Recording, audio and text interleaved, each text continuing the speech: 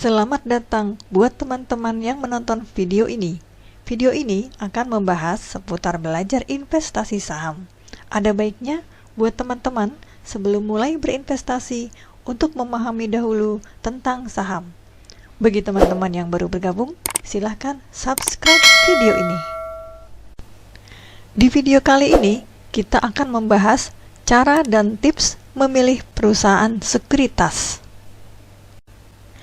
Bila teman-teman masih bingung untuk membuka akun saham atau rekening saham di sekuritas yang begitu banyak, maka saya akan coba sharing tips bagaimana caranya untuk memilih perusahaan sekuritas yang cocok dan baik bagi pemula. Yang pertama adalah terdaftar di Bursa Efek Indonesia. Terdaftar di sini maksudnya adalah perusahaan sekuritas atau perusahaan efek yang terdaftar resmi sebagai anggota bursa yang dapat memfasilitasi transaksi jual beli saham di Indonesia. Nah, cara agar kita tahu list perusahaan sekuritas tersebut terdaftar resmi di Bursa Efek Indonesia, yaitu kita bisa melihatnya langsung di Google dengan cara mengetik idx.co.id atau dapat mengunjungi webnya. Setelah masuk di halaman idx.co.id, maka teman-teman pilih investor atau klik investor. Lalu pilih perusahaan sekuritas di kota Anda.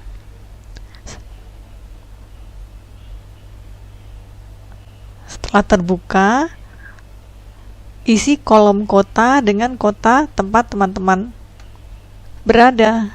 Misalkan diisi Semarang. Di Semarang ada sekitar 10 perusahaan sekuritas yang bisa dipilih. Atau misalkan teman-teman berada di kota Samarinda, kita isi di kolom kota dengan Samarinda. Nah, di Samarinda hanya ada satu perusahaan sekuritas yang mau tidak mau harus dipilih. Atau kita pilih kotanya misalkan Bengkulu. Di Bengkulu ternyata cuma ada satu juga perusahaan sekuritas. Atau kita coba ketik Bandung. Ya, ternyata di Bandung ada 10 perusahaan sekuritas yang bisa dipilih. Itu adalah perusahaan-perusahaan yang resmi terdaftar di Bursa Efek Indonesia. Jadi, dengan melakukan pengecekan di website Bursa Efek Indonesia, maka teman-teman dipastikan akan terhindar dari perusahaan investasi bodong. Lalu, pastikan juga sekuritas tersebut dikenal luas dan mempunyai nama yang besar, dan usahakan kantor sekuritas tersebut berada di kota teman-teman tinggal, agar memudahkan teman-teman saat diselenggarakannya edukasi saham oleh sekuritas tersebut. Yang kedua adalah pilih yang pendaftarannya praktis atau proses buka akun yang cepat, yaitu kurang atau sama dengan 7 hari kerja. Setelah syarat-syarat untuk pembukaan rekening saham sudah lengkap, maka teman-teman bisa tanyakan langsung berapa hari kerja akun rekening saham jadi. Ada beberapa perusahaan sekuritas yang membutuhkan waktu sampai 14 hari kerja. Nah, bagi saya itu terlalu lama. Maka sebaiknya teman-teman bisa cari yang lebih cepat dari 14 hari kerja.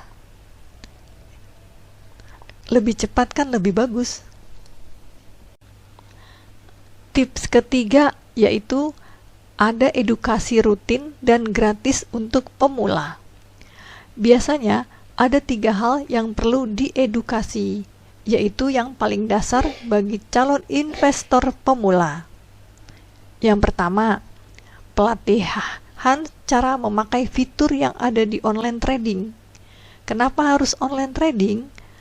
Sekarang semuanya sudah serba online, jadi usahakan agar teman-teman memilih perusahaan sekuritas yang bisa online juga. Sehingga teman-teman tidak terlalu membutuhkan lagi bantuan sales untuk repeat order saham. Cukup menggunakan smartphone aja. Yang kedua, edukasi mengenai analisa teknikal. Minimal teman-teman dapat basicnya agar teman-teman bisa menganalisa pergerakan saham walaupun hanya sedikit. Lalu yang ketiga, edukasi mengenai cara membaca laporan keuangan. Walaupun nantinya teman-teman lebih memilih untuk menjadi trader karena trader tidak memerlukan laporan keuangan, tetapi merupakan hal-hal yang wajib diketahui oleh para pemula. Paling minimal deh, bisa tahu dulu tentang emiten-emiten yang akan dibeli dan perusahaan-perusahaan yang akan dibeli sahamnya. Minimal teman-teman bisa tahu tentang perusahaan tersebut punya utang besar atau kecil. Lalu, apakah perusahaan tersebut juga memperoleh laba atau tidak? Nah, 3 hal itu wajib teman-teman dapatkan dari staf atau sales yang ada di cabang perusahaan sekuritas yang teman-teman akan pilih. Usahakan juga teman-teman memilih perusahaan sekuritas yang terdaftar di Bursa Efek Indonesia, ada di kota teman-teman. Jadi, edukasi trading online itu merupakan sarana bagi perusahaan sekuritas untuk menjual fasilitasnya kepada calon nasabahnya. Tips yang keempat, sales atau CS yang responsif. Hal ini bisa teman-teman lihat saat pertama kali datang ke kantor sekuritas. Cobalah untuk bertanya banyak hal, maka teman-teman akan bisa menilainya responsif atau tidak, menguasai atau tidak. Kalau cara menjelaskannya enak, bisa menambah pengetahuan saham dan cocok dengan teman-teman, setidaknya bila sudah menjadi nasabahnya, teman-teman akan merasa cocok dan nyaman. Lalu, biasanya teman-teman juga nanti akan dikasih nomor kontak salesnya agar bisa chatting bila nanti ada yang harus ditanyakan dari rumah. Hal ini penting karena bila pertanyaan teman-teman tidak segera dibalas oleh salesnya, maka akan membuat teman-teman tidak tenang dan menjadi masalah. Karena saya pernah juga mengalami hal ini, bahkan di hari jam bursa atau hari kerja tidak direspon juga. Masalah yang saya hadapi hanya janji-janji akan dibantu untuk ngecek, tapi tidak juga ada penjelasan kelanjutannya tentang masalah tersebut. Kalau bisa, teman-teman jangan merasakan hal itu juga. Dan memang ada sales yang hari Sabtu dan Minggu tidak membalas chat sama sekali. Itu namanya tidak responsif, sebaiknya jangan dipilih. Sekuritas yang komunikatif akan mempermudah investor untuk memperoleh informasi maupun mendapat masukan yang baik terhadap kegiatan investasinya. Tips yang kelima, yaitu aplikasi atau tampilannya di mobile mudah untuk digunakan. Terutama bisa akses di HP dengan cepat tanpa lemot. Tapi ada yang benar-benar enteng dan cepat banget. Caranya bagaimana? Pada saat teman-teman datang ke kantor sekuritas tersebut, mintalah tolong pada stafnya untuk menunjukkan bagaimana prosesnya ketika login ke aplikasi yang ada di handphone. Nah, nanti akan kelihatan aksesnya cepat atau lambat. Tips yang keenam, pilihlah fee transaksi yang murah. Umumnya, fee transaksi kalau untuk beli 0,2%. Kalau transaksinya 3 juta, maka fee transaksinya cuma 6.000. Murah kan?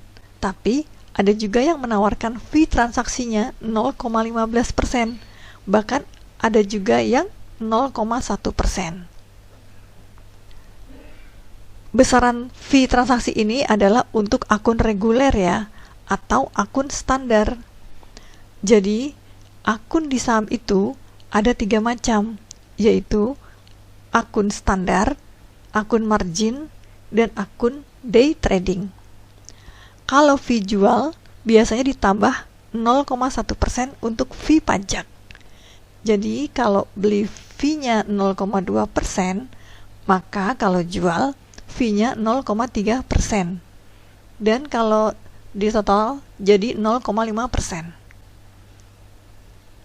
Kalau teman-teman bisa dapetin fee beli 0,15%, maka fee jualnya adalah 0,25%.